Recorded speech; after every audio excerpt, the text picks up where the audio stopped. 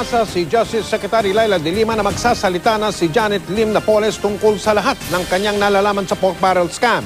Yan daw ang dahilan kung bakit nag-aalinlangan si de Lima na ilipat si Napoles sa pangkaraniwang kulungan. Nakatutok si John Veneracion. 5 buwan ang nakakulong sa Fort Santo Domingo sa Santa Rosa, Laguna si Janet Lim Napoles dahil sa kasong serious illegal detention. Ang gastos, sagot ng gobyerno. My problem here is quite simple. Lahat ng mga bilyon at milyon ang ninakaw sa pamahalaan, nasa ospital o nasa Santa Rosa o nasa kung saan. Yung nagnakaw ng cellphone at wallet, nasa kulungan. Paano ho natin ipapaliwanag yun na parang tinuturo natin kumbaga sa mga anak natin, anak, magnanakaw ka na lang, lakihan mo na. Kasi pag malaki, ospital ka o Santa Rosa ka.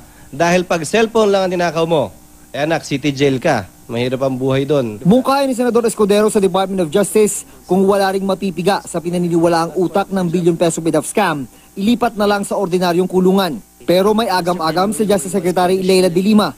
Bukod sa issue ng seguridad ni Napoles, well, sa ngayon, maaaring hindi siya magsasalita. Pero meron ho kaming expectation na baka nga ho magsalita na.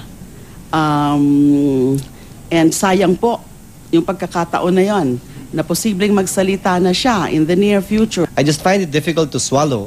The situation right now is hindi siya nagsasalita, wala siyang inaamin, ang laki ng ginagastos natin tuwing lalabas siya, and yet we're not getting anything out of it really. pero ang daing ngayon ng kampo ni Napoles ang kanyang kondisyong medikal.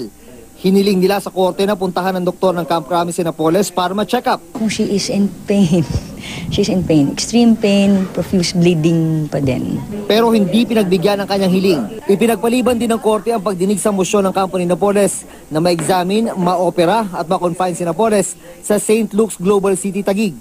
Nitong nakaraang linggo lang ay sinuri si Napoles sa Crame at may nakita mang bukol sa kanyang matres. Hindi naman daw life-threatening ang kondisyon. June Veneracion, Nakatutok, 24 Oras.